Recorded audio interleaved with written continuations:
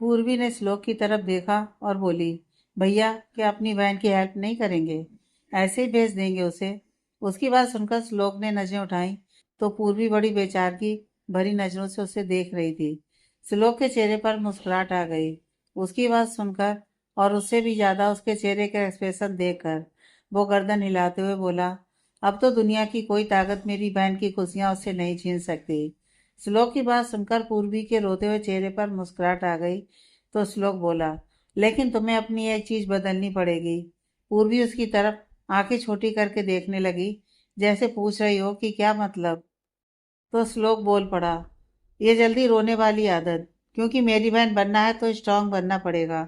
श्लोक उपाध्याय से जुड़ा कोई भी रिश्ता कमजोर नहीं हो सकता, इसलिए आज और अभी से बदलो ये चीज। समझ गई ना? जी भैया, समझ गई, वो मुस्कुराते हुए बोली और अपने आंसू पोंछे। तो श्लोक ने पियोन काका को फोन करके काफी लाने के लिए बोला, दोनों के लिए।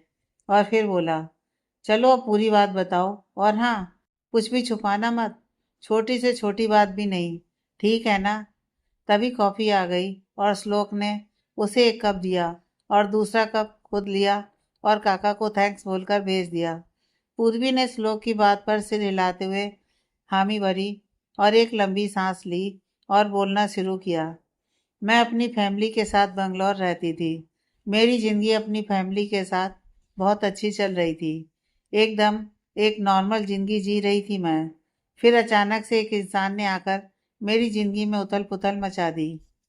मेरा कॉलेज भी ख़त्म हो चुका था, बस कन्वोकेशन का दिन ही बचा था हमारी कॉलेज की जर्नी में। और हम सभी फ्रेंड्स बहुत खुशी से गए थे उस दिन कॉलेज। एक एक्साइटमेंट थी अलग ही लेवल की, और एक दुख भी था कि कॉलेज लाइफ ख़त्म हो जाएगी और हम सब एक दूसरे से अलग हो जाएंगे। खैर वो सब फीलिंग्स तो एक साथ ही आनी थी, पर हम अपने आखिरी दिन को एंजॉय करना चाहते थे सारे दोस्त मिलकर। और कॉलेज पहुंचकर पता चला कि मुंबई के एक कॉलेज की भी कन्वोकेशन हमारे कॉलेज में ही होनी थी साथ में, और वो मोक्ष का कॉलेज ही था। पर हमें कोई ज़्यादा फर्क नहीं पड़ा इससे। पर आज के दिन कॉलेज में भीड़ ज़्यादा लग रही थी नॉर्मल के दिन के मुकाबले। पर हमें क्या, हम तो बस अपने दिन को अच्छा बनाना चाहते थे, अच्छी अच्छी यादें इकट्ठा करना चाहते थे बस। फिर क्या, हमने वैसे ही किया भी। खूब पिक्चर्स ली साथ में, मस्ती की। फिर कन्वोकेशन का टाइम आया। हमें हमारी साल भर की मेहनत का रिजल्ट मिल गया। मैंने टॉप किया था कॉलेज में। बहुत खुशी हुई थी, सबने मुझे कॉन्ग्रेचुलेट किया। और कन्वोकेशन सेरेमनी के बाद सभी ने नाच गाना किया, लेकिन मैं अपनी फ्रेंड्स के साथ बस फ़ोटो खींचने में लगी थी। पर हम में से जो फ़ोटो खींचता था फ़ोटो में नहीं आता था। पर हमें एक ग्रुप फ़ोटो लेनी थी, पर सब तो बिजी थे। तभी सामने से मोक्ष जा रहा था। मेरी एक फ्रेंड ने उसे आवाज़ लगा दी कि वो हमारी फ़ोटो खींच दे। वो मान भी गया और हम उसने हमारी काफ़ी अच्छी अच्छी फ़ोटोज़ खींच दी। मेरी सहेलियां तो एक्साइटमेंट के मारे उसे थैंक यू कहना भी भूल गईं। पर मैं उसके पास गई और बोली, थैंक यू सो मच हमारी हेल्प करने के लिए, एंड सॉरी। वो हैरानी से बोला, वेल थैंक्स तो समझ गया, लेकिन ये सॉरी क्यों? वो मेरी इन पगली सहेलियों की तरफ से वो फोटोज देखने में इतना खो गई हैं कि आपको थैंक्स भी नहीं बोला इसलिए। ओह कोई बात नहीं, होता है। आज कॉलेज का आखिरी दिन है इसलिए एक्साइटमेंट है ना? जी शायद। एक बार फिर थैंक्स। वैसे मैंने इतना बड़ा भी कोई काम नहीं किया है कि आप बार बार मुझे थैंक्स बोले जा रही हैं। अब इससे पहले कि आप एक बार और थैंक्स बोलें, उसकी तरफ हाथ बढ़ाते हुए, हेलो आई एम मोक्ष Khanna from the college of engineering Mumbai. आपसे मिलकर अच्छा लगा। और आपको? मुस्कुराते हुए, मुझे भी। और हाथ मिला लिया। मोक्ष, वैसे मेरे ख्याल से आप ही हैं ना इस कॉलेज की टॉपर?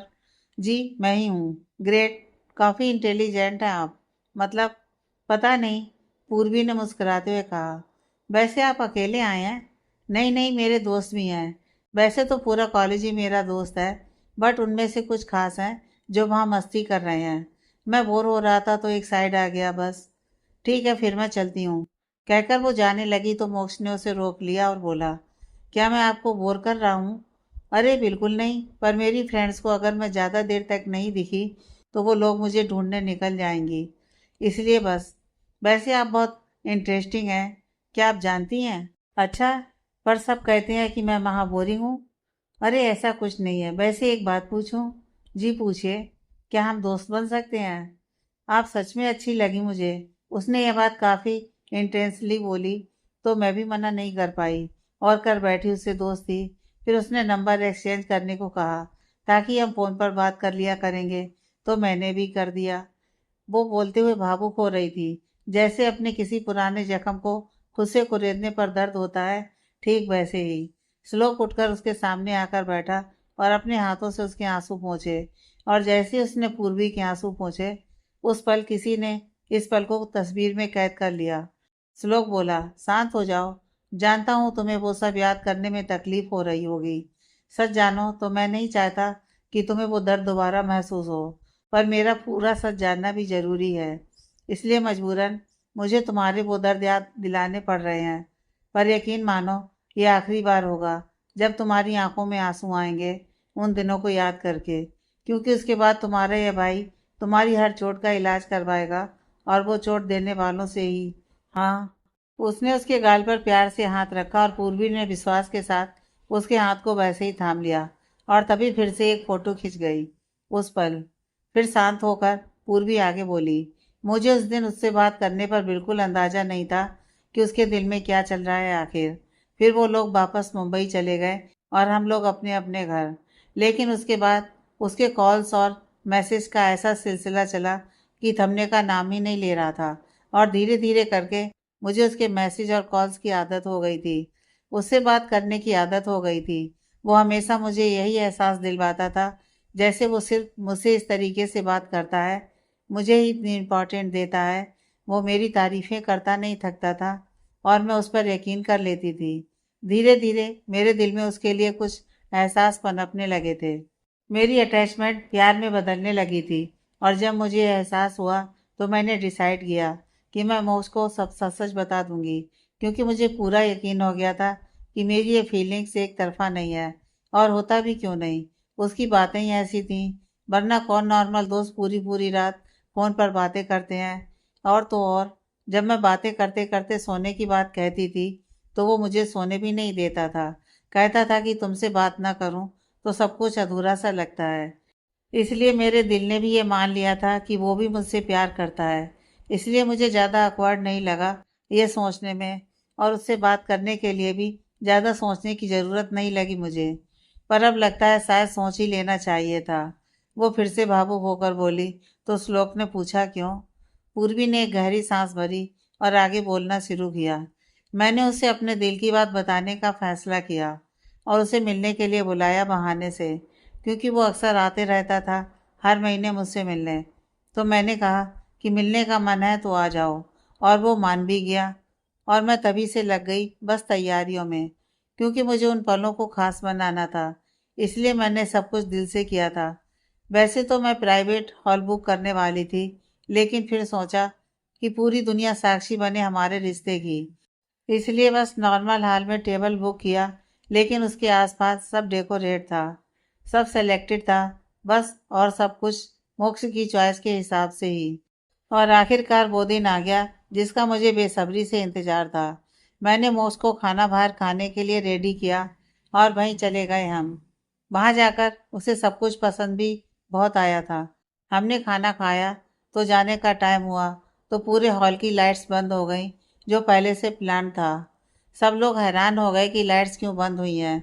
फिर मैं एपीजे हाथ में रिंग लिए अपने घुटनों पर बैठ गई, और मेरे और मोक्ष के ऊपर स्पॉटलाइट पड़ी तो मोक्ष हैरान सा हो गया मुझे ऐसे देखकर, और मुझे चेयर करने के लिए वहाँ बैठे सभी लोग हूटिंग करने लगे और तालियां बजाने लगे, जिससे मेरा कॉन्फिडेंस और भी बढ़ गया। और मैंने वैसे ही बैठे हुए बोलना शुरू किया। सोचा तो बहुत कुछ था कि ये बोलूँगी वो बोलूँगी, पर अब कोई शब्द ही नहीं मिल रहे हैं। बहुत नर्वस हो रही हूँ, इसलिए सीधा पॉइंट पर आती हूँ। तो मैं पूर्वी, तुम्हारी खास दोस्त, तुम्हारी ज़िंदगी में इससे भी खास जगह चाहती हूँ। तुम्हारे जीवन साथी बनना चाहती हूँ। मैं तुमसे कहना चाहती हूँ कि मुझे तुमसे प्यार हो गया है मोक्ष खन्ना। क्या तुम हमारे साथ रिश्ते को अटूट बंधन में बांधने को मेरा साथ दोगे? क्या तुम मुझसे शादी करोगे? मैंने ये सब आंखें बंद करके हिम्मत जुटाकर बोल दिया और उसके जवाब का इंतजार करने लगी। मुझे लगा था कि वो मेरा ये सरप्राइज प्रपोजल देकर खुशी से झूम उठेगा। लेकिन वैसा कुछ नहीं हुआ, बल्कि एकदम शांति पसर गई थी मेरी बात के बाद। वो कुछ नहीं बोला तो मैंने आंखें खोली और मैं उसकी तरफ देखा तो उसके चेहरे पर शून्यता थी। थोड़ा गुस्सा भी लग रहा था, जैसे उसने एक्सपेक्ट नहीं किया था कि मैं मायूस होकर उठी और बोली, क्या हुआ मोक्ष, तुम्हें पसंद नहीं आया ये सब, या मैंने कुछ गलत कह दिया? तुम कुछ बोल क्यों नहीं रही हो? मोक्ष का पहला शब्द था, ये सब क्या है पूर्वी? तुम्हें नहीं लगता कि ये कुछ ज्यादा हो गया है? आई मीन, क्या मतलब क्या है इस सब का? क्या मतलब क्या है मोक्ष? जो भी है तुम्हारे सामने है। मैंने जो कहा वो सच कहा। मैं सच में तुमसे प्यार करती हूँ और तुमसे शादी करना चाहती हूँ। और तुम इतने हैरान क्यों हो रहे हो, जैसे तुम्हें कोई अंदाजा नहीं? हमारा रिश्ता तो तुम जानते हो ना, बस इससे एक ही कदम तो दूर था। तो वो एक कदम मैंने बढ़ा लिया हमारे रिश्ते को उसकी मंजिल तक पहुंचाने के लिए। तुम कैसी बातें कर रही हो पूर्वी? कैसा रिश्ता? और हम सिर्फ दोस्त हैं अच्छे। इससे ज्यादा इस रिश्ते की कोई और सच्चाई नहीं है। ये सुनते ही मैं टूट गई थी। बस दिल में जो थोड़ी सी उम्मीद थी वो भी टूट गई। आज मोक्ष कुछ अलग ही लग रहा था। वो मोक्ष नहीं लग रहा था जो मेरी हर बात पर हामी भरता था। मुझे लगा शायद मैंने कुछ ज्यादा आगे की सोच ली। मैंने कहा, क्या कह रही हो मोक्ष? आज क्या हो गया है तुम्हें? ऐसी बातें क्यों कर रहे हो, अजनबियों जैसी? मुझे कुछ नहीं हुआ है पूर्वी, मैं ठीक हूँ। पर तुम्हें क्या हो गया है? क्या अलग सा ट्रैक पकड़कर बैठ गई हो आज तुम? अच्छा खासा सब चल रहा था ना हमारे बीच, ये सब लाने की क्या जरूरत है? क्या मतलब जैसा चल रहा था वैसा चलने दे मोक्ष। हर रिश्ते की कोई मंजिल तो होती है ना। कब तक हम यूं ही हमारे बीच के रिश्ते को छिपा कर रखेंगे? क्या? क्या छिपाना और क्यों? यार पूर्वी, हमारे बीच ऐसा कौन सा रिश्ता है जो हमें छुपाना पड़ेगा? हम सिर्फ दोस्त हैं, दोस्त। और दोस्ती का रिश्ता छिपाना नहीं पड़ता कभी। मतलब तुम मुझसे प्यार नहीं करते? क्या? प्यार? ये क्या कह रही हो पूर्वी? मैं ऐसा कभी सोच भी नहीं सकता तुम्हारे बारे में। तुम मेरी अच्छी दोस्त हो सकती हो या फिर बेस्ट फ्रेंड भी हो सकती हो, पर प्यार, ऐसा क्यों लगा तुम्हें? अब ये सुनने के बाद मेरा दिमाग काम करना बंद हो गया। मैं पता नहीं क्यों बर्दाश्त नहीं कर पा रही थी उसका मुझसे यूं दूर जाना। इसलिए मैं उसके सामने गिड़गिड़ाने लगी कि वो मुझसे शादी कर ले, क्योंकि वो ना सही, मैं तो प्यार करती हूँ ना उससे। और मुझे यकीन है कि एक दिन उसे भी मुझसे प्यार हो जाएगा। लेकिन उसे मेरी ये बातें पागलपन लग रही थी। तो उसने मुझे कहा कि वो तो किसी और से प्यार करता है, मुंबई में ही रहती है, वो उसके साथ ही कॉलेज में पढ़ी है वो, और बहुत जल्द वो उससे शादी भी करने वाला है। और ये सुनकर तो मैं शून्य हो गई। मुझे लगा मेरा सब कुछ लुट गया मुझसे। और इस सब का नतीजा ये निकला कि मोक्ष ने मुझसे अपना दोस्ती वाला रिश्ता भी तोड़ लिया और कहा कि आज के बाद मुझसे कोई कांटेक्ट नहीं रखेगा। और वो मुझे वहीं छोड़कर चला गया और मैं अपने टूटे हुए सपने लेकर वहीं बैठी रही। और जो लोग मुझे कुछ देर पहले चीयर्स कर रहे थे वो अब मुझ पर तरस खा रहे थे। 6 महीने यूं ही बिता दिए खुद को कमरे में बंद करके। घर वालों को पता चला तो उन्होंने समझाया, लेकिन मैं उनसे भी लड़ ली। फिर मेरी भाभी ने कहा कि मुझे अपने प्यार के लिए लड़ना चाहिए, एक बार तो कम से कम। तो मैं घर वालों को नौकरी का बहाना बनाकर यहाँ आई, लेकिन कोई एड्रेस भी नहीं पता उसका। तो बस पूरे शहर में पागलों की तरह ढूंढती फिरती हूँ, फोन के वॉलपेपर पर उसकी तस्वीर लगाकर। पर अब तक उसे एक बार देखा नहीं। यहाँ आकर फोन पर जितनी बार बात की, बात कम और लड़ाई और बेइज्जती ज्यादा करवा ली उसे। वो कहता है कि हर महीने मुझे पैसे दे दिया करेगा उसका पीछा छोड़ने के। इसलिए अब हार मानकर यहाँ से जाना चाहती हूँ। श्लोक ने उसके सर पर हाथ फिराया और प्यार से बोला, पागल, अब नहीं जाओगी कहीं। तुम्हारी खुशियां तुम्हारा यह भाई दिलवाएगा तुम्हें, वो भी सूद समेत। क्या सच में भैया? वो मुस्कुराते बोली तो श्लोक बोला, हाँ बिल्कुल। और पूर्वी ये सुनकर एक्साइटमेंट के मारे उसके गले से लग गई और श्लोक ने भी भाई के जैसे उसे थाम लिया। और तभी फिर से एक क्लिक हुआ। श्लोक ने उसे काफी सांत्वना दी और बोला, अब तुम टेंशन मत लो, मैं सब संभाल लूंगा, तुम्हें बस मेरा साथ देना होगा। ठीक है, जी बिल्कुल मैं दूंगी, हर तरीके से दूंगी। गुड। वैसे एक बात मैं सोच रही थी कि वो लड़की कितनी लकी है जिसे मेरा मोक्ष प्यार करता है। उसने कहा था कि वो बहुत खूबसूरत है। क्या सच में वो इतनी खूबसूरत होगी? बेशक। श्लोक के मुंह से जल्दी जल्दी में निकल गया। आखिर स्तुति की बात हो रही थी तो वो ओवर एक्साइटेड तो हो ही जाएगा ना। उसका जवाब सुनकर पूर्वी हैरानी से बोली, क्या? आपको कैसे पता? आप जानते हैं क्या उसे? श्लोक मुस्कुराया और बोला, वो सब बाद में।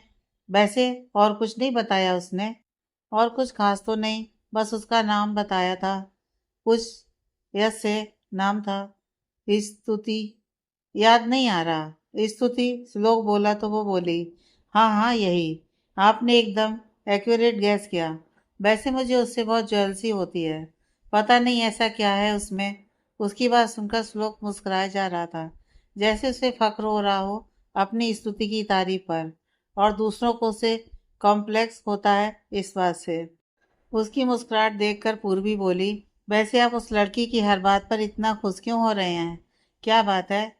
वो थोड़े नॉटी अंदाज में बोली। तो श्लोक ने अपना फ़ोन निकाला और उसे पूर्वी के सामने कर दिया। वॉल पेपर पर किसी लड़की की फ़ोटो देखकर वो बोली, वाह, ये कौन है? कितनी खूबसूरत है ये। बिल्कुल किसी परी की तरह। सी इज़ सो अनरियल। आपकी गर्लफ्रेंड है क्या? श्लोक हंस पड़ा उसकी बात पर और बोला, हाँ, सिर्फ गर्लफ्रेंड नहीं, बल्कि मेरी बीवी, मेरी गर्लफ्रेंड, मेरी दोस्त, मेरा प्यार, मेरी जान है ये। तो मतलब आप बहुत प्यार करते हैं उससे? बहुत बड़ बहुत छोटा है एक्चुअली मेरे प्यार के लिए। मेरी ज़िंदगी है, मेरे जीने की वजह है। शादी कब कर रहे हो आप उससे? बहुत जल्द, वो मुस्कुराकर बोला और फिर बोला, पर तुम इससे जेलस मत हो। मैं इनसे जेलस क्यों होंगी भला? हाँ, ये मुझसे ज़्यादा खूबसूरत है, पर मैं इनसे जेलस थोड़ी हूँ। अभी अभी तो कहा था तुमने कि तुम इससे जेलस हो। मैंने कब कहा? मैंने तो कहा था कि मैं उस लड़की से। कहते कहते वो रुक गई और श्लोक की तरफ सवालिया निगाहों से देखने लगी। तो श्लोक ने भी आंखों से ही हामी भर दी। तो पूर्वी एकदम से खड़ी हो गई और फिर से कंफर्म करने के लिए बोली, मतलब ये? हाँ, जो तुम समझ रही हो वही। एक मिनट, एक मिनट। मैं बहुत कंफ्यूज हो रही हूँ। ये मेरे दिमाग में नहीं घुस रही बात। आप जरा डिटेल में समझाएंगे मुझे? हाँ जरूर समझाऊंगा ना। बैठो। पूर्वी वापस से बैठ गई अपनी जगह पर और श्लोक ने बोलना शुरू कर दिया। उधर स्तुति बस अपने रूम में रोज की तरह बैठी हुई थी। मम्मी पापा को लग रहा था कि बेटी अपने रूम में टाइम स्पेंड इसलिए कर रही है ज़्यादा, क्योंकि वो कुछ दिनों में यहाँ से चली जाएगी। लेकिन उन्हें यह नहीं पता था कि वो तो अपनी तनाई छिपाने के लिए वहाँ बैठी रहती है। वो ऐसे ही बैठी हुई थी कि तभी वंदना आई रूम में और उसके हाथ में कुछ था, कोई पार्सल जैसा। वो आकर बैठी और स्तुति से बोली, दीदू, ये आपके लिए आया है पार्सल। स्तुति हैरानी से, मेरे लिए? लेकिन किसने भेजा है? पता नहीं, कोई नाम नहीं लिखा है भेजने वाले का, बस आपका नाम लिखा है और हमारा एड्रेस। स्तुति ने पार्सल लिया और सोचने लगी कि ये कौन भेज सकता है। फिर उसने ज़्यादा न सोचते हुए पार्सल खोलना शुरू किया। तभी वंदना का फ़ोन बजा तो वो बात करते करते बाहर चली गई और स्तुति ने वो पैकेट खोला तो उसमें एक पैकेट था जिसमें कुछ फोटोज जैसा था। ये तो साफ पता चल रहा था। स्तुति ने उसे भी खोला और जैसे ही उसने फ़ोटो देखी उसके पैरों तले ज़मीन खिसक गई जैसे। वो फोटोज और किसी की नहीं, बल्कि श्लोक की ही थी। वो भी पूर्वी के साथ, जिसमें वो पूर्वी के साथ था और उसके गाल को छू रहा था, उसे हक किया हुआ था। स्तुति ये देखकर दंग रह गई।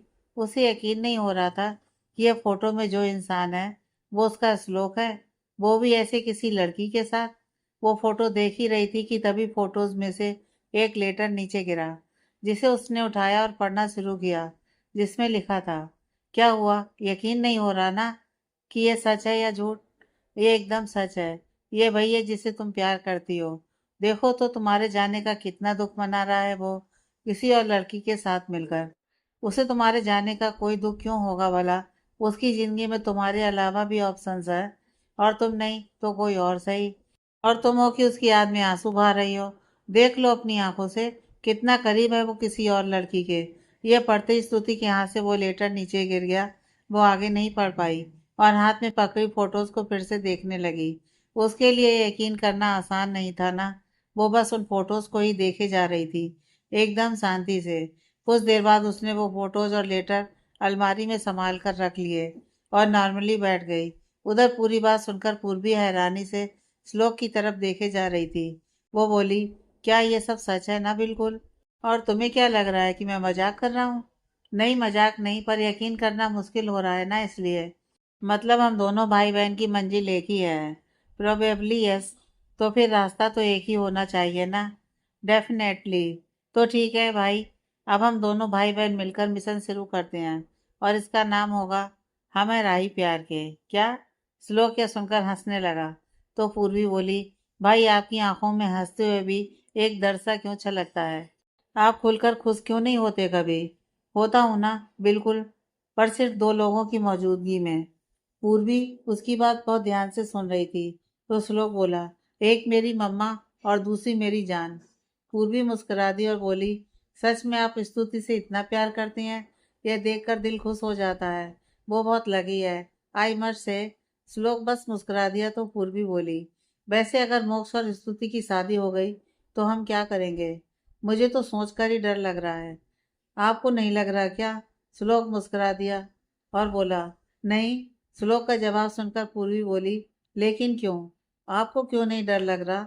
क्या आप नहीं डरते स्तुति को खोने से?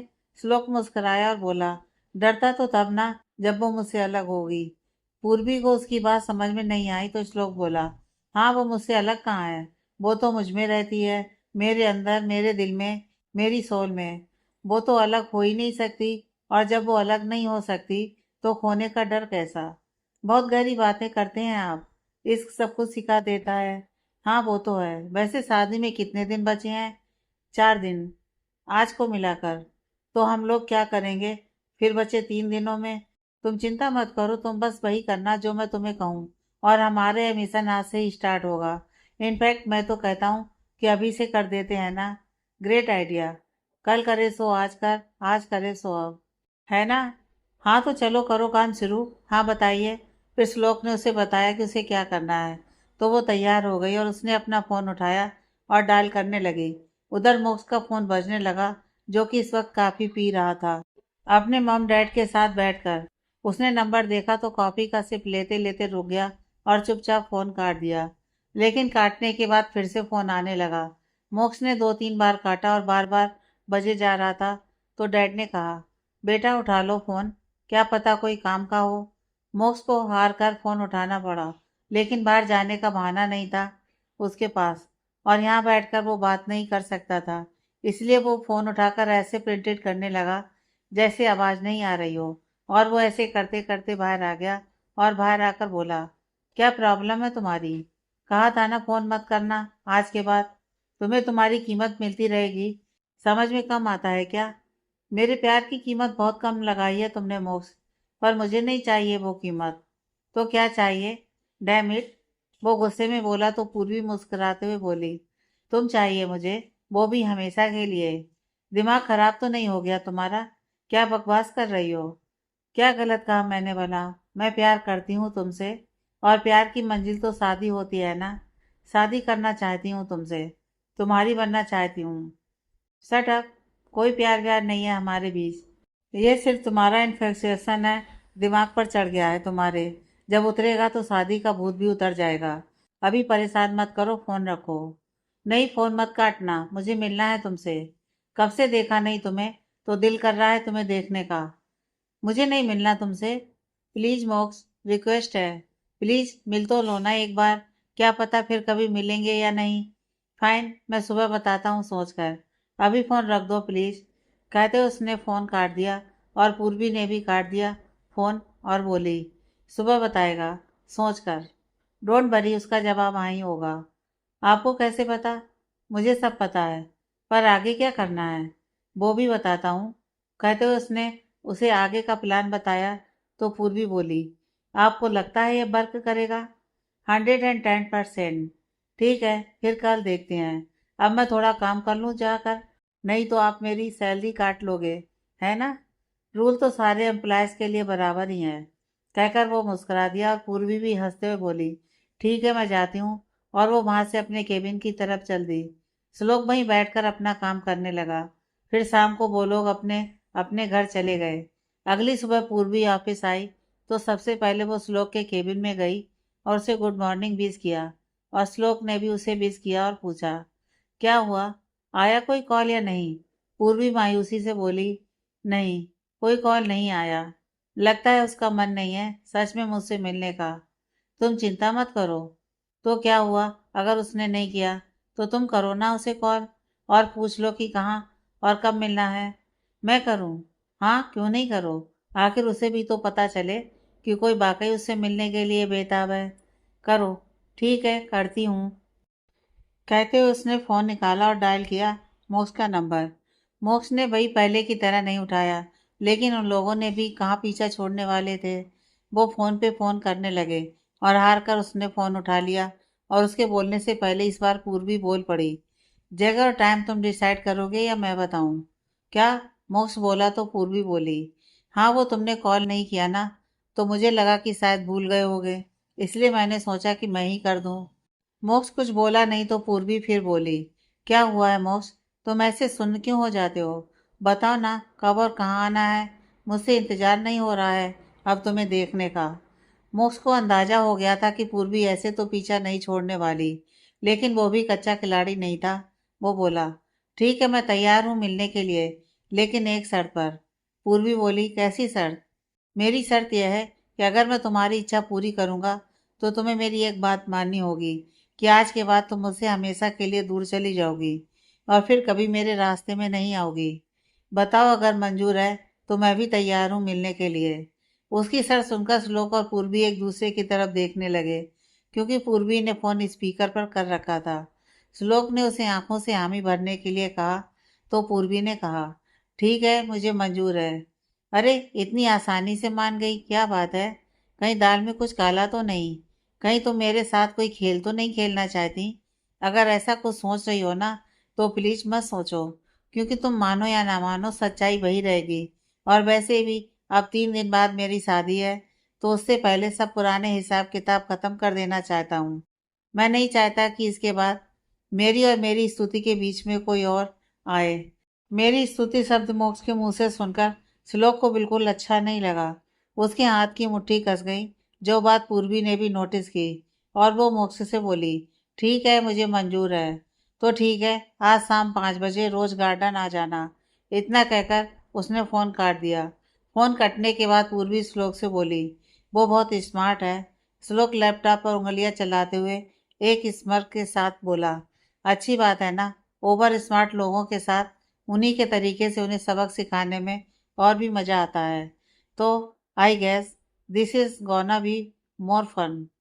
पूर्वी हैरानी से उसकी तरफ देखने लगी और श्लोक बोला, और वैसे भी मेरे इश्क को उसकी मंजिल तक पहुंचाने का रास्ता जितना दर्द भरा और कठिन होगा ना, यकीन मानो उतना ही सुकून मिलेगा, और मेरी जान मुझे मिल जाएगी तो उन सभी जख्मों पर उसके प्यार का मरहम लगेगा। हाय, क्या नज़ारा होगा ना तब। वो अपने सीने पर हाथ रखते हुए बोला। पूर्वी उसे ऐसे करते देख बोली, एक बात कहूँ वैसे? हाँ कहो ना। मैंने बहुत सारे प्यार करने वाले देखे हैं आज तक, लेकिन आपके जैसा नहीं देखा है। आप एकदम अलग हो सबसे। यकीन नहीं होता देखकर कि क्या सच में आज की तारीख में कोई किसी से इतना ज़्यादा प्यार कर सकता है भला। श्लोक बस मुस्कुरा दिया। पूर्वी ने फिर कहा, क्या स्तुति भी आपसे प्यार करती है? श्लोक ने उसकी तरफ देखा और बोला, हाँ, और जितना मैं करता हूँ ना, उससे ज़्यादा वो करती है। अगर ऐसा है तो फिर वो मोक्ष से शादी क्यों कर रही है? वो मैं अभी नहीं बता सकता, लेकिन जब सब कुछ सॉर्ट हो जाएगा तो पक्का बताऊंगा। ठीक है, ठीक है, वो मुस्कुराकर बोली, और बोली, ठीक है मैं चलती हूँ अपने केबिन में। शाम को 5 बजे मुझे पहुँचना भी है मोक्ष से मिलने। हाँ ठीक है, तुम जाकर अपना काम करो। पूर्वी अपने रूम में चली गई और श्लोक भी अपना कुछ काम करने लगा। उसने अपने दूसरे ऑफिस में विनय को फ़ोन करके कह दिया था कि वो अभी 2-3 दिन नहीं आएगा ऑफिस। उसने उसे पूरी बात बता दी थी, जो कि बाकी किसी को नहीं बतानी थी। विनय ने भी कहा कि वो संभाल लेगा। शाम हुई तो पूर्वी वहां से निकल गई, श्लोक को बताकर और सब कुछ डिस्कस करके। श्लोक ने उसे ऑल दी बेस्ट कहा और वो चली गई। वहां जाकर वो टेबल पर बैठ गई और मोक्ष का वेट करने लगी। थोड़ी देर बाद मोक्ष गाड़ी में आया और उतरकर उसके पास आया। इतनी देर बाद मोक्ष को देखकर पूर्वी थोड़ी इमोशनल हो गई थी और कुछ बोल नहीं पाई। वो बस उसे एकटक देखे जा रही थी। मोक्ष ने उसके आगे चुटकी बजाई और बोला, होश में आओ पूर्वी, ऐसी क्यों देख रही हो, जैसे पहली बार देख रही हो। मैं वैसा ही हूँ जैसा पहले था। पूर्वी बोली, कुछ नहीं, तुम नहीं समझोगे। खैर कैसे हो, तुम्हारे सामने ही हूँ, देख लो। वो अपने हाथ खोलते हुए बोला तो पूर्वी मुस्कुराकर बोली, अच्छी बात है, तुम बिल्कुल ठीक हो। मैं हमेशा यही चाहूंगी कि तुम खुश रहो और स्वस्थ रहो। मोक्ष बोला, तुम सच में मेरी खुशी चाहती हो तो चली क्यों नहीं जाती यहाँ से। उसकी ऐसी रूखी बातों ने पूर्वी को निराश कर दिया, लेकिन वो मुस्कुराने की कोशिश करते हुए बोली, क्या अब तुम्हें इतनी बुरी लगती हूँ। मोक्ष मुंह घुमाकर 2 कदम चलते हुए बोला, बात अच्छी या बुरी लगने की नहीं है पूर्वी, बात रियलिटी की है, जिसे शायद तुम एक्सेप्ट नहीं कर पा रही हो। मैं अभी भी यही एडवाइस दूंगा तुम्हें कि तुम चली जाओ यहाँ से और अपनी लाइफ पर फोकस करो। मेरे पीछे वक्त बर्बाद मत करो। तुम अच्छी लाइफ डिजर्व करती हो। Trust me. पूर्वी मुस्कुराते हुए बोली, ऐसे दिखाना चाहते हो जैसे मेरी कोई फिक्र नहीं है, और वहीं दूसरी तरफ तुम्हें मेरी लाइफ की परवाह हो रही है। मैं कोई परवाह नहीं कर रहा पूर्वी, बस एक फैक्ट बता रहा हूँ जिसे तुम समझना नहीं चाहती। वो उसकी तरफ मुड़ते हुए बोला।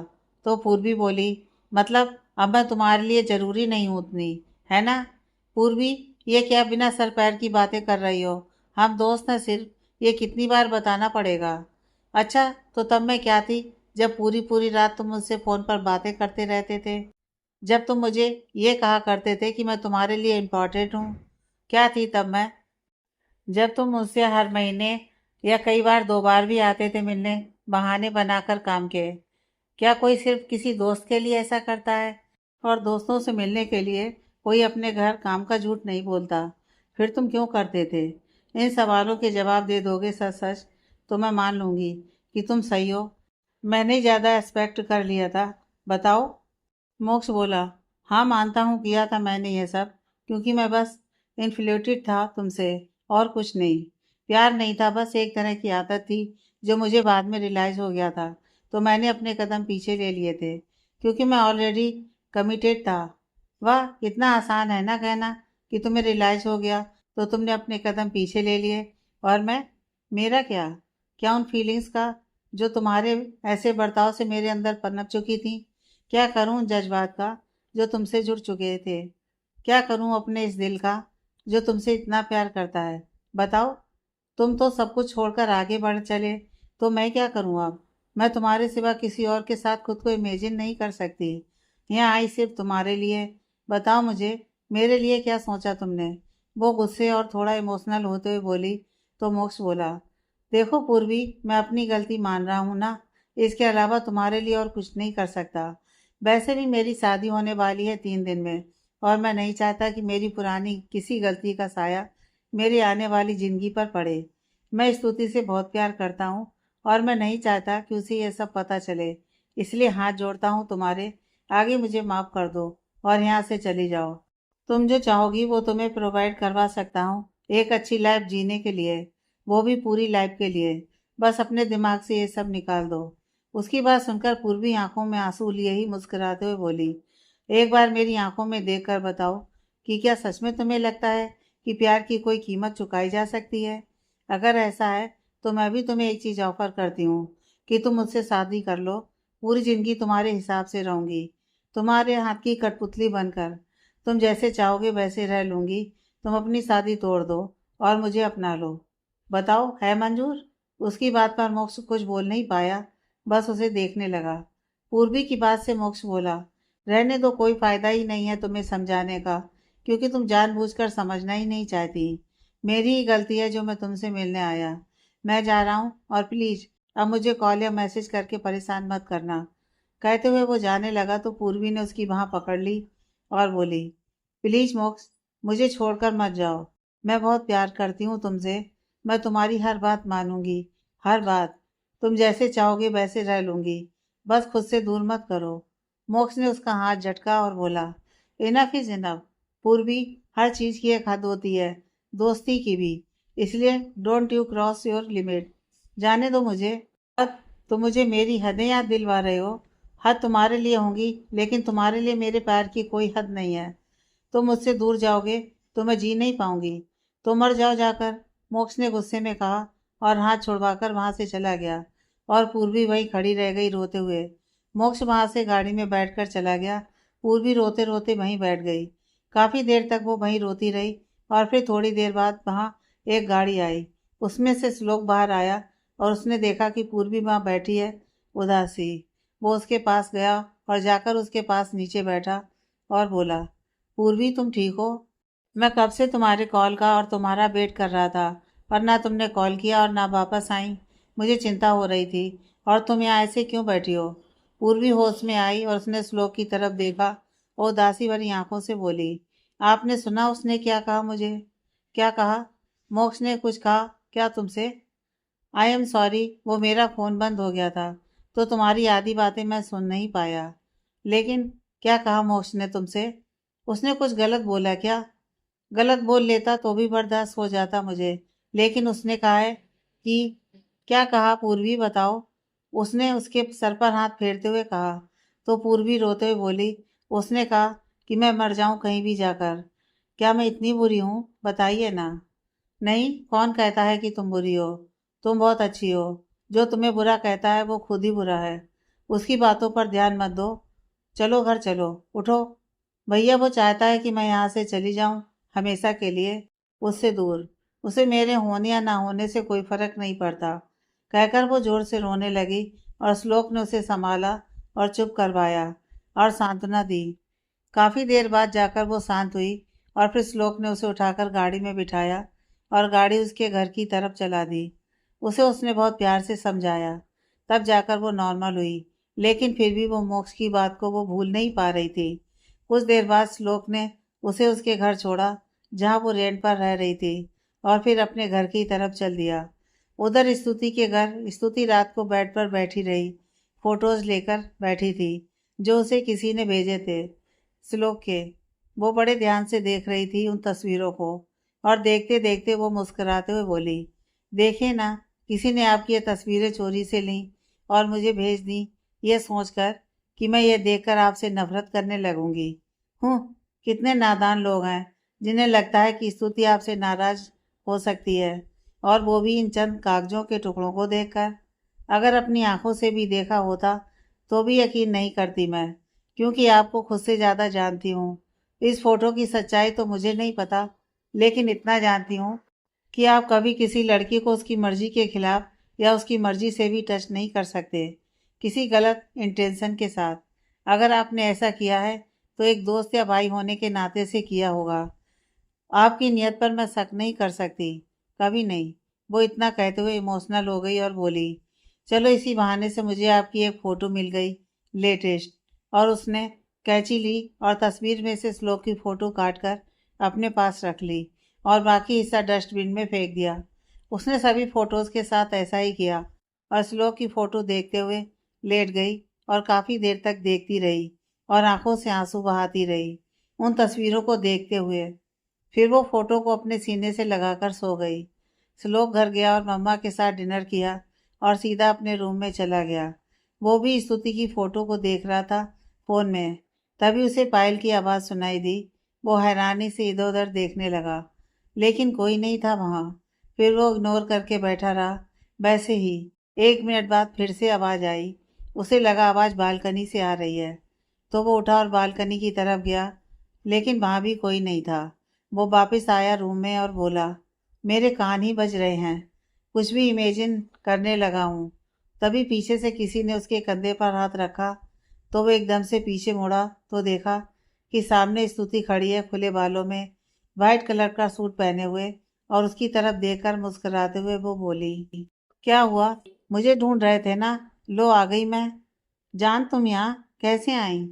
आपने इतने प्यार से याद किया था तो कैसे नहीं आती? आपके दिल ने मेरे दिल को मैसेज भेजा कि आप मुझे मिस कर रहे हैं, तो मेरे दिल ने मुझे बताया और मैं झट से आ गई आपके पास। ठीक किया ना मैंने? बिल्कुल ठीक किया जान, मैं सच में बहुत मिस कर रहा था तुम्हें। तुम्हारी तस्वीर से काम चलाना पड़ रहा था। अच्छा किया तुम आ गई। I really need you here beside me, seriously जान। स्तुति ने मुस्कुराते उसके गाल पर प्यार से अपना हाथ रखा, तो श्लोक की आंखें खुद ब खुद बंद हो गईं और आंखों से आंसू गिर पड़े, जिनमें थोड़ा सुकून और थोड़ी बेचैनी भी थी। उसने उसके हाथ पर अपना हाथ रख लिया तो स्तुति बोली, मुझे यूं ही खड़े रखोगे, बैठने के लिए नहीं कहोगे? श्लोक ने उसका हाथ पकड़ा और उसे ले जाकर बेड पर बिठा दिया और खुद जमीन पर बैठकर उसकी गोद में सर रख लिया, और स्तुति ने उसके सर पर हाथ और वो उसके बाल सहलाने लगी। श्लोक बोला, बस इसी सुकून की तलाश में हर रात जाग कर ही बिता देता हूँ जान। आज शायद अच्छी नींद आ जाए। मैं रोज मिस करता हूँ तुम्हें, रोज तुम्हारी याद में मरता हूँ मैं भी। स्तुति धीरे से बोली तो श्लोक ने सर उठाकर उसकी तरफ देखा और बोला, तो फिर मेरे पास क्यों नहीं रहती तुम जान? मैं भी हर पल मरता हूँ तुमसे दूर रहकर। एक दिन मुझे 1 साल जैसा लगता है। मैं बहुत कोशिश करता हूँ खुद को बिजी रखने की, लेकिन एक पल के लिए भी तो मेरे ख्याल से जाती नहीं हो। पता नहीं मैं कैसे समझाऊं तुम्हें जान। तुम्हारे बिना मरना, तुम्हारे बिना जीने से ज़्यादा पसंद करूँगा मैं। मेरी हर सांस पे तुम्हारा नाम लिखा है, हर धड़कन तुम्हारे नाम से चलती है। इससे ज़्यादा कैसे चाहूँ मैं तुम्हें? स्तुति उसे गालों पर हाथ रखते हुए बोली, मैं जानती हूँ कि आपसे ज़्यादा मुझसे कोई प्यार नहीं कर सकता, पर हमारी किस्मत नहीं चाहती कि हम एक हों। और आप जानते हैं ना कि किस्मत का लिखा कोई मिटा नहीं सकता। मैं कर सकता हूँ जान, तुम एक बार, बस एक बार कह दो मुझे। तुम्हारी खुशी और तुम दोनों मेरे लिए उतने ही ज़रूरी हो, लेकिन तुम्हारी अब्सेंस भी बर्दाश्त नहीं होती ना। उसकी बातों को सुनकर स्तुति भी नीचे आकर उसके पास बैठ गई और उसके चेहरे को हाथ में भरकर बोली, मेरा बस चले तो आपको अपनी पलकों में बसा लूं और अपनी आंखें हमेशा के लिए बंद कर लूं। मेरा बस चले तो आपको अपनी सांसों में भर लूं, आपको खुद में बसा लूं और खुद के वजूद को ख़त्म कर दूं, और फिर बाकी रहे सिर्फ आप ही मुझ में। बस मेरा बस ही नहीं चल रहा। 2 दिन बचे हैं मेरी शादी में, फिर तो यूँ आपके ख्यालों में आने का हक भी खो दूंगी, क्योंकि मेरी ज़िंदगी पर किसी और का हक हो जाएगा। इसलिए आज जी भरकर इन हसीन पलों को अपनी आंखों में बसा लेना चाहती हूँ। आपके चेहरे को अपने दिल में उतार लेना चाहती हूँ। क्या पता फिर कभी मौका मिले ना मिले। उसके इतना कहते ही श्लोक ने झट से उसे अपने सीने से लगा लिया कसकर और बोला, नहीं जान, मैं ऐसा नहीं होने दूंगा। तुम्हें किसी और का नहीं होने दूंगा, कभी नहीं। तुम सिर्फ मेरी और मेरी ही रहोगी, सिर्फ मेरी। इतना कहते कहते उसे महसूस हुआ कि उसकी बाहों में जैसे कोई नहीं है। उसने देखा तो सच में कोई नहीं था। स्तुति वहां नहीं थी, वो सिर्फ उसकी इमेजिनेशन में थी। वो इधर उधर देखने लगा लेकिन कुछ नहीं था। उसे एहसास हुआ कि वो रूम में अकेला है। यह उसकी तृष्णा थी जो उसे वहां स्तुति दिखाई दे रही थी। वो वहीं बैठ गया और अपने हालात पर उसे रोना आ रहा था। समझ नहीं आ रहा था कि क्या होगा आखिर। वो वहीं बैठे बैठे लेट गया और शायद उसकी आंख भी लग गई। अगले दिन था मेहंदी का फंक्शन, जो कि मोक्ष के घर पर था। वहाँ तैयारियां बहुत जोरों शोरों से चल रही थी। शाम को स्तुति और उसकी फैमिली मोक्ष के घर आ गई और देखते देखते स्तुति के हाथों में मेहंदी लगनी शुरू भी हो गई और साथ में कुछ हल्का फुल्का संगीत भी बज रहा था। सब बहुत खुश थे, लेकिन स्तुति की आंखें और चेहरे पर कोई खुशी नहीं थी, बल्कि खाली सा था उसका चेहरा और आंखों में भी कोई एक्सप्रेशन नहीं थे। लेकिन सब अपनी अपनी खुशी में उतने व्यस्त थे कि उन्हें स्तुति के चेहरे की रंगत की शायद कोई परवाह ही नहीं थी। सब लोग नाच रहे थे। स्तुति की मम्मी और मोक्ष की मम्मी भी साथ में नाच रही थी। स्तुति की मेहंदी पूरी हुई तो जो लड़की मेहंदी लगा रही थी वो बोली, दीदी देख लीजिए, आपको मेहंदी कैसी लगी? डिजाइन अच्छा है ना? क्योंकि तब से लेकर अब तक स्तुति ने एक नज़र भी अपनी हाथ की मेहंदी की तरफ देखा नहीं था। अब उस लड़की के कहने पर उसने बेमन से नज़र मारी और बस एक ही नज़र मारी और चेहरा घुमा लिया। लेकिन उसे फिर भी अपने हाथ की तरफ देखना पड़ा, क्योंकि उसने कुछ नोटिस किया और फिर उस लड़की की तरफ हैरानी से देखा तो उस लड़की ने उसे आंखों से इशारा किया और मुस्कुरा दी। स्तुति को कुछ समझ में नहीं आया। तभी मोक्ष वहाँ आया और स्तुति के हाथ की तरफ देखने की कोशिश करते हुए बोला, दिखाओ मुझे मेरा नाम कैसा लग रहा है मेरी स्तुति के हाथ में। लेकिन तभी वो लड़की बोली, नहीं नहीं भैया जी, अभी नहीं। आप तो यहाँ तक सौगात को ही देखना और साथ में अपना नाम भी ढूंढ लेना। इतना कहकर वो खिलखिलाकर हंस दी और उसके साथ वाली बाकी लड़कियां भी। और मुख शर्मा दिया, लेकिन यह मजाक शायद स्तुति को पसंद नहीं आया। उसने अपनी नजरें दूसरी तरफ फेर ली और मोक्ष को वहां से जाना पड़ा।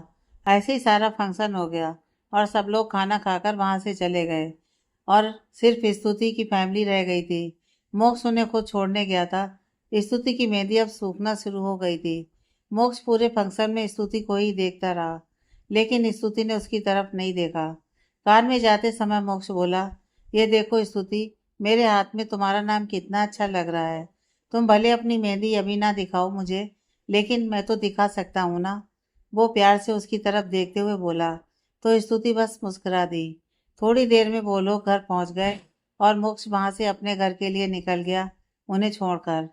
स्तुति के मम्मी पापा अपने रूम में चले गए और वंदना अपने रूम में जाने लगी। तो स्तुति ने उसे रोका और बोली, बंधु, तू मुझसे नाराज है क्या? वंदना ने सीधा सा जवाब दिया, नहीं तो मैं क्यों आपसे नाराज होऊंगी भला? तो तू मुझसे बात क्यों नहीं कर रही? आज पूरा दिन वहां भी तूने मुझसे बात नहीं की, ना ही अच्छी तरह से मेरी तरफ देखा। बता ना क्या हुआ है? क्यों मुझसे बात नहीं कर रही है? क्यों नाराज है? तू जानती है ना तेरी नाराजगी मैं बर्दाश्त नहीं कर सकती। वो रोने जैसी शक्ल बनाकर बोली, क्योंकि वो इस वक्त सच में अंदर से दुखी थी। अच्छा, जानती तो आप भी है ना कि मैं आपको दुखी नहीं देख सकती, लेकिन आप खुद को दुखी अपनी मर्जी से कर रही हैं ना, पूरी जिंदगी के लिए दुखी। तो फिर मेरी पल भर की नाराजगी से भी आपको कोई फर्क नहीं पड़ना चाहिए। जब आप वो दुख सह सकती हैं ऐसे इंसान से शादी करके जिससे आप प्यार नहीं करती, तो फिर यह तो कोई बड़ी बात भी नहीं है।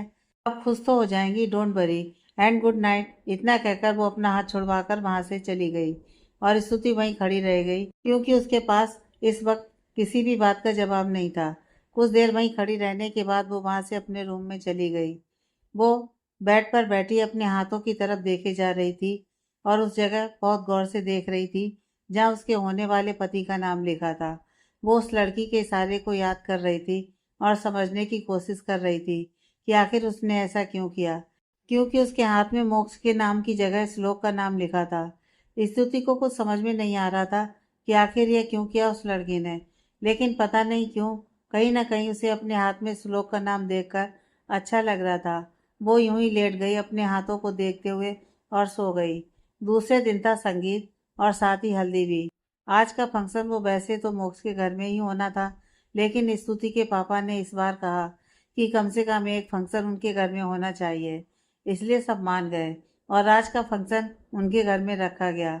बंधु अभी भी स्तुति से अच्छे से बात नहीं कर रही थी और ये बात स्तुति को अच्छी नहीं लग रही थी। सब लोग खुश थे, बस कुछ लोगों को छोड़कर। स्तुति तैयार हो गई हल्दी के लिए। उसकी मम्मा उसे देखते ही बहुत खुश और भावुक हो गईं। उन्होंने उसकी नज़र उतारी और बोली, आज का दिन ही बचा है, कल तो तू अपने घर चली जाएगी, फिर तो बस हमसे मिलने आया करेगी ना। यह सुनकर स्तुति भी खुद को रोक नहीं पाई और रोते उनके गले से लग गई। दोनों इस वक्त एक दूसरे से दूर होने वाली थी।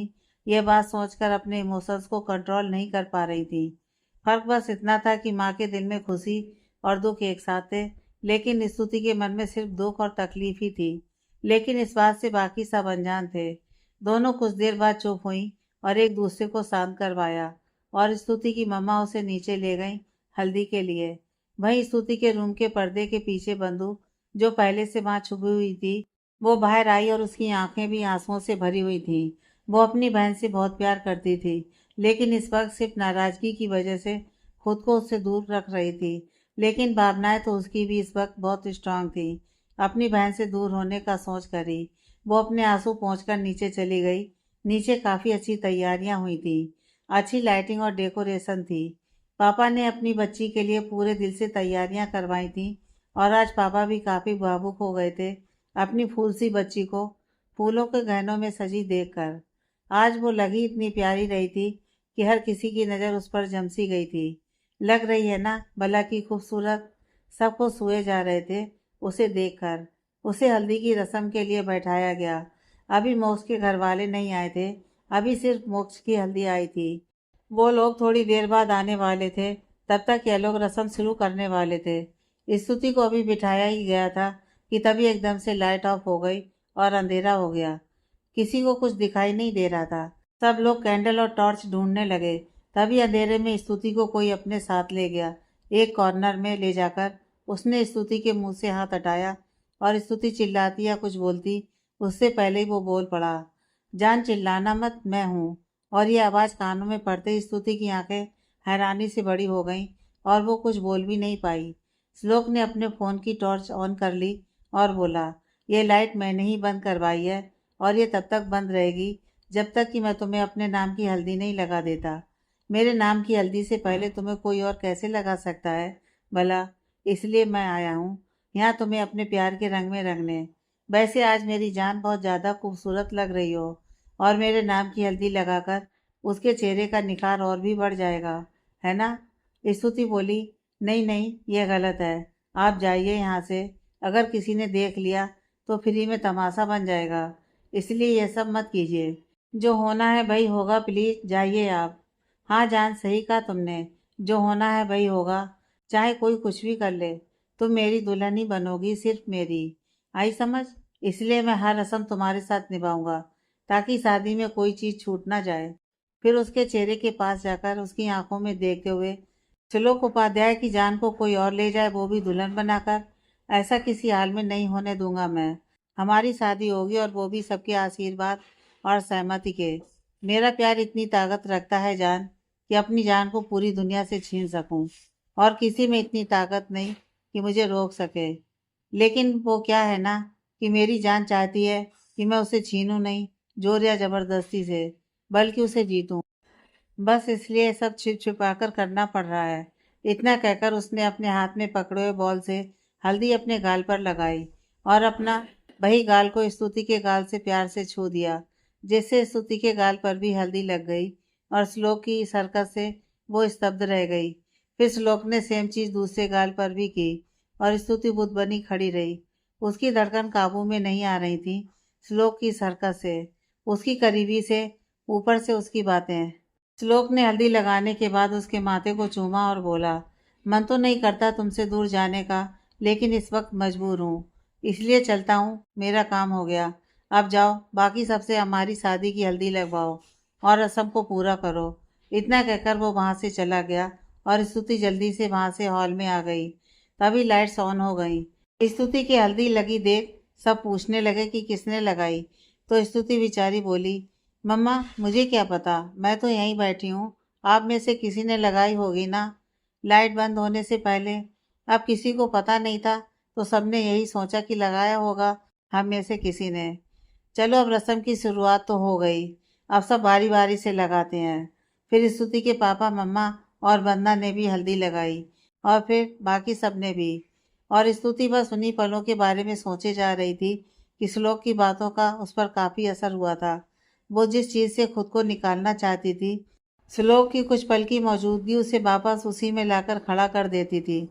दिल में प्यार की वही उमंग भर देती थी, जिससे उसका श्लोक से दूर जाना उसे और भी मुश्किल लगने लगता था।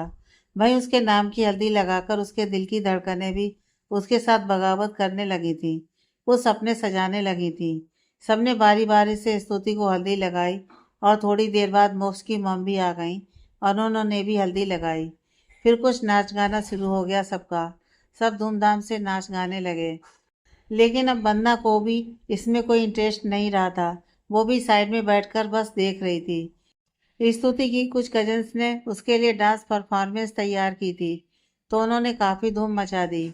मम्मा ने वंदना को भी ज्वाइन करने को कहा, तो उसने बहाना बना दिया कि सर दर्द हो रहा है। ऐसे ही शाम बीत गई, और सब मेहमान अपने अपने घर चले गए, और हल्दी और संगीत संपन्न हो गया, और रह गई सिर्फ शादी की रस्म। अब तक सब अच्छे से निमट चुका था। शांति और सुकून से सारी रस्में संपूर्ण हो गई थी। यूं ही 2 दिन भी बीत गए, और आज वही दिन था जिसका मोक्ष के अलावा किसी को इंतजार नहीं था। दिन से रात हो गई, लेकिन श्लोक की तरफ से भी कोई हलचल महसूस नहीं हुई। तो मोक्ष बहुत खुश था, और ऊपर से पूर्वी की तरफ से भी शांति थी, तो वो बहुत रिलैक्स भी था कि चलो आखिर उसकी शादी तो अच्छे से हो जाएगी। वो अपने रूम में तैयार हो रहा था, तभी उसके रूम की बालकनी में कुछ गिरने की आवाज़ आई। वो गया और देखा तो एक कागज़ था, पत्थर पे लपेटा हुआ। उसने देखा तो नीचे कोई दिखाई नहीं दिया। उसने उसे खोला तो कागज़ पर लिखा हुआ था, सरप्राइज, मोटे मोटे अक्षरों में। मोक्ष को बहुत गुस्सा आया, और उसने वो कागज़ और पत्थर दोनों फेंक दिए, और तैयार होने लगा। उसे इग्नोर करके और तैयार होते हुए बोला, पता नहीं कौन यह बेहुदा मजाक कर रहा है मेरे साथ, लेकिन मैं किसी की भी चाल को कामयाब नहीं होने दूंगा, किसी भी कीमत पर। मेरी शादी स्तुति से होकर रहेगी। वहीं स्तुति को बंदना तैयार कर रही थी, और जितनी बेमन से स्तुति तैयार हो रही थी, उससे ज़्यादा बेमन से बंदना उसे तैयार कर रही थी। दोनों जैसे कोई फॉर्मेलिटी पूरी कर रही थी। स्तुति की आंखों में वो खालीपन साफ दिखाई दे रहा था। बंदना को शांत देखकर स्तुति बोली, आज भी अपनी दीदू से बात नहीं करेगी तू? आज तो मैं चली जाऊंगी यहाँ से। इतना कहने की देर थी कि बंदा अपने आप को कंट्रोल नहीं कर पाई और झटके से उसके गले से लग गई और रोने लगी जोर से। स्तुति भी उसे अपने बाहों में भरकर जी भरकर रोने लगी। शायद अपने दिल के दर्द को बाहर निकालना था इसी बहाने से। दोनों खूब रोई और बंदा उससे अलग होकर बोली, दीदू आप क्यों कर रही हैं अपने आप के साथ ऐसे? आप ये डिजर्व नहीं करती। आपको इस लोग जीजू से ज़्यादा प्यार कोई नहीं कर सकता कभी। ये बात आप भी जानती हैं ना। उसकी इस बात से स्तुति के एक्सप्रेशन चेंज हो गए, लेकिन खुद को बांधे रखा उसने और बोली, जल्दी कर बंधु, नहीं तो मम्मा बोलेंगी कि अभी तक तैयार नहीं हुई, और फिर तुझे भी अभी तैयार होना है ना। उसने सिरे से इग्नोर कर दिया उसकी बात को, जिससे बंदा समझ गई कि स्तुति इस बारे में बात नहीं करना चाहती है। इसलिए उसने भी अब सब कुछ भगवान भरोसे छोड़ दिया और उसे तैयार करने लगी। थोड़ी देर में स्तुति तैयार हो गई और बंदा उसे तैयार करके वहां से चली गई। तभी मम्मा आई और स्तुति को देखकर बहुत खुश और उदास एक साथ हुई। बिल्कुल जैसे एक माँ इस वक्त दोनों भावों में बटी होती है, वैसे ही उन्होंने कहा कि बारात थोड़ी देर में आने वाली है और वहां से चली गई। कुछ देर बाद मॉम उसे बताने आई कि बारात आ गई है, और तब स्तुति की कुछ कजिन्स भी आ चुकी थी उसके पास, और बारात का नाम सुनकर वो दौड़ गई बारात देखने। बंदा नीचे ही थी, लेकिन उसे अब कोई इंटरेस्ट नहीं था बारात देखने में। उसके मम्मा पापा ने बारात का अच्छे से वेलकम किया और उन्हें अंदर लाया गया सम्मान के साथ। स्तुति की धड़कनें इस वक्त डर और घबराहट के मारे बढ़ी हुई थीं, और आखिर वो घड़ी आ गई जिसका स्तुति को भी इंतजार नहीं था। नीचे से बुलावा आ गया। स्तुति के हाथ पैर सुन पड़ गए। तभी उसकी कजिन ने और बंदा ने उसे पकड़ा और नीचे ले जाने लगी। नीचे स्टेज पर मोक्ष बैठा हुआ था सेहरा सजाए हुए। स्तुति को ले जाकर उसके पास बिठाया गया। तभी बंदा ने स्टेज पर जाकर एक अनाउंसमेंट की, लेडीज एंड जेंटलमैन, आप सभी का स्वागत है मेरी दीदू की शादी में। जैसा कि आप सब जानते हैं कि कुछ ही देर में शादी की रस्म शुरू हो जाएगी और फिर ये दो लोग एक दूसरे के साथ हमेशा के लिए बन जाएंगे। तो मैं सोच रही थी कि उससे पहले क्यों ना एक धमाका हो जाए। मेरा मतलब है एक धमाकेदार परफॉर्मेंस, जिसे पेश करने जा रहे हैं मेरे दो खास दोस्त। वो इस जश्न में चार चांद लगा देंगे, रौनक को दोगुना कर देंगे। एंड सारी मम्मा पापा, मैंने इसके बारे में किसी को नहीं बताया। ये एक कंप्लीट सरप्राइज था सबके लिए। वो मम्मी पापा की तरफ देखकर बोली तो वो दोनों मुस्कुरा दिए और आंखों से हामी भर दी। और बन्ना के सरप्राइज को सुनकर सब हैरान ही थे। तभी वो नीचे आई और सारी लाइट्स बंद हो गई और परफॉर्मेंस असल में हाल के बीचों बीच होना था, स्टेज के बिल्कुल सामने। तो वो जगह पहले से रिजर्व रखी गई थी। तभी सेंटर में एक स्पॉटलाइट ऑन हुई और उसी लाइट में एक बोतल आकर गिरी और चकनाचूर हो गई। सब लोग डर गए। तभी म्यूजिक प्ले हुआ और एक लड़का और एक लड़की उस स्पॉटलाइट के नीचे आए। उस लड़की ने घूंघट कर रखा था, पिंक कलर का लहंगा पहना हुआ था, और लड़के ने पीट कर रखी थी स्टेज की तरफ, और उसने वाइट शर्ट और वाइट पैंट पहना हुआ था और ग्रे जैकेट थी ऊपर।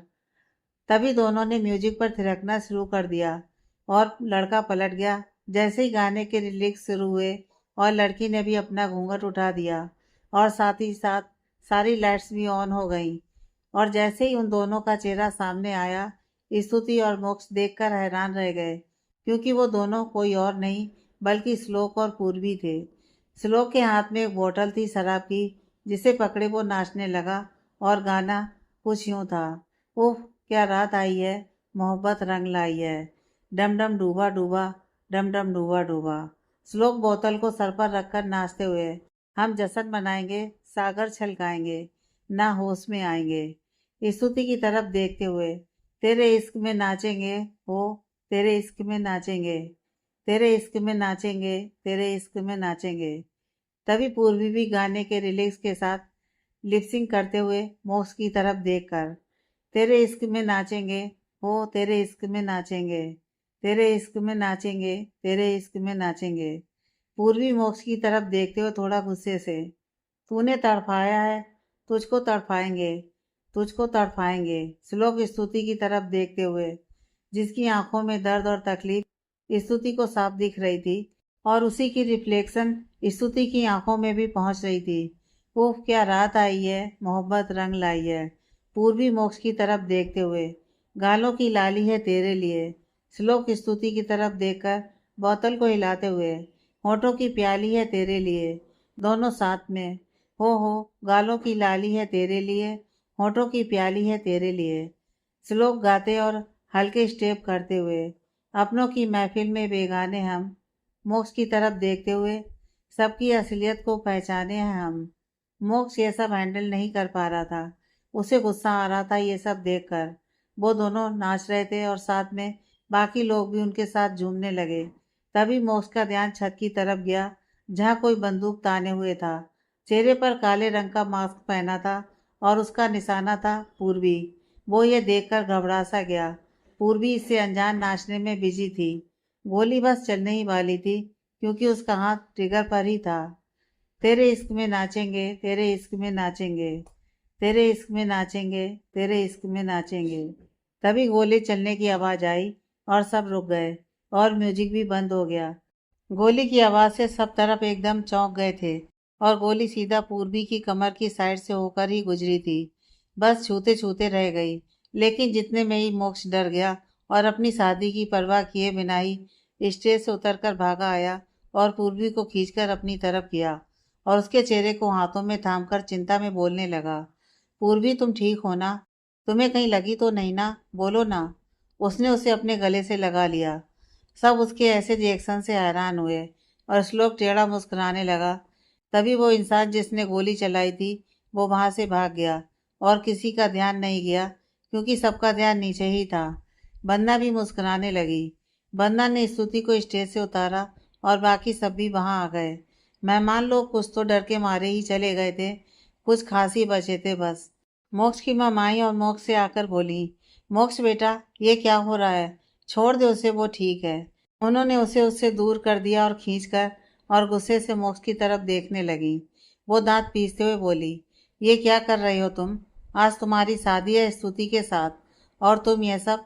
कौन है ये लड़की और तुम्हें इतनी परवाह क्यों है उसकी? उसे जानते भी नहीं हम। कम से कम हमारी इज्जत की परवाह ही कर लो।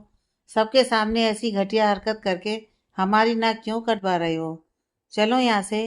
मोक्ष बोला, मॉम इस वक्त मैं कुछ नहीं बता सकता आपको। सब कुछ एक्सप्लेन करूँगा बाद में। अभी उसे मेरी ज़रूरत है, तो प्लीज़। तुम्हारी ज़रूरत क्यों है उसे? है कौन वो तुम्हारी? मैंने कहा ना, मैं बाद में बताता हूँ, अभी नहीं। उसे गोली लगते लगते बची है, तो अभी ये सब नहीं। अरे तो क्या हुआ? लग भी जाती तो क्या होता? मर भी जाती तो क्या होता? उनके इतना कहते ही मोक्ष भड़क गया बुरी तरह से। वो चिल्लाते हुए बोला, मम कहा ना मैंने, कुछ भी उल्टा सीधा मत बोलिए उसके बारे में। आखिरी बार कह रहा हूँ, वरना मैं भूल जाऊंगा कि आप मेरी मम है और मैं आपका बेटा। उसका यह जवाब सुनकर उसकी तरफ सब देखने लगे। पूर्वी भी समझने की कोशिश कर रही थी कि आखिर मोक्ष चाहता क्या है। मोक्ष के डैड भी उसके जवाब से हैरान हुए और गुस्से से बोले, मोक्ष, ये क्या तरीका है अपनी मॉम से बात करने का, वो भी सबके सामने? और जो वो पूछ रही हैं बता दो ना, कि क्या लगती है लड़की तुम्हारी? मोक्ष अब खुद पर कंट्रोल नहीं कर पाया और चिल्लाकर बोला, ठीक है, सबको जानना है ना, तो ठीक है, मैं बताता हूँ सबको। और हाँ, सब कान खोल कर सुन लेना एक बार। इतना कहकर उसने पूर्वी का हाथ पकड़ा और उसे ऊपर करके बोला, पूर्वी है ये। फिर उसकी तरफ देखकर और फिर सबकी तरफ देखकर बोला, मेरा प्यार। उसके इतना कहते ही सबकी आंखें फटी की फटी रह गईं और बंदा साइड में खड़ी बोली, यस यस यस। वो बहुत खुश हुई और श्लोक भी आंखें बंद करके मुस्कुरा दिया, जैसे कोई बोझ निकल गया हो उसके मन से। मोक्ष का जवाब सुनकर उसकी मम ने उसके चेहरे पर जोरदार थप्पड़ जड़ दिया, जिससे पूर्वी डर गई और बाकी सभी उनकी तरफ देखने लगे। स्तुति के मम्मी पापा अब तक कुछ समझ ही नहीं पाए थे। उसकी मम्मा की आंखें नम हो गई थी, अपनी बेटी को वहां अकेला खड़ा देखकर और मोक्ष को किसी और का हाथ थामा देखकर। उसके पापा ने उनके कंधे पर हाथ रखा, हालांकि उनकी आंखें भी नम ही थी। स्तुति वहीं दूर खड़ी थी अभी, और मोक्ष के मुंह से यह सब एक्सपेक्ट नहीं किया था। उसकी आंखों में पानी आ गया। श्लोक ने जब उसकी तरफ देखा तो उसका मन हुआ कि वो जाकर उसे कसकर अपने सीने से लगा ले, लेकिन इस वक्त वो ऐसा नहीं कर सकता था, इसलिए बस सब्र किए हुए खड़ा था। मोक्ष को थप्पड़ पड़ने से वो मुस्कुरा दिया और बोला, और मारना है तो एक और मार लीजिए मम, लेकिन मैं सच कह रहा हूँ। तेरा दिमाग खराब हो गया है क्या? समझ में नहीं आ रहा कि क्या कह रहा है तू, और कहाँ है, और कब बोल रहा है? होश में तो है ना? अभी तो होश में आया हूँ मॉम। अभी तक आंखें मूंद कर बैठा था। आज जब इसके पूर्वी की तरफ देखते हुए इसके ऊपर खतरा मंडराते देखा तो मैं डर सा गया कि कहीं इसे खो तो नहीं दूंगा। और तभी एहसास हुआ कि मैं सच्चाई से भागना चाहता था। उसकी बात किसी को समझ में नहीं आ रही थी तो श्लोक बोला, 1 मिनट मोक्ष, मैं समझाता हूँ सबको। इतना कहकर वो सबकी तरफ देखते हुए बोला, अंकल आंटी आप लोग प्लीज आराम से मेरी बात सुनना और समझने की कोशिश भी करना, हो सके तो। एक्चुअली ये सब कुछ इतना उलझ चुका है कि सुलझने में थोड़ा सा वक्त लगेगा और शायद एक्सेप्ट करने में भी। इतना कहकर उसने शुरू से सारी बात बताई, जिसे सुनकर सब मोक्ष की तरफ देखने लगे। और मोक्ष अब नजरें झुकाए खड़ा था। अपनी गलती का एहसास हो रहा था शायद। लेकिन इस बीच भी उसने पूर्वी का हाथ 1 मिनट के लिए नहीं छोड़ा। सारी बात सुनने के बाद मोक्ष ने सभी के सामने हाथ जोड़े और बोला, हो सके तो आप सब मुझे माफ़ कर दीजिएगा। मैं खुद नहीं समझ पा रहा हूँ कि ये सब कैसे हो गया, पर मैं जानता हूँ मेरी वजह से ही सब कुछ इस हद तक उलझ गया है। पर आज की सच्चाई यही है कि मैं पूर्वी से ही प्यार करता हूँ।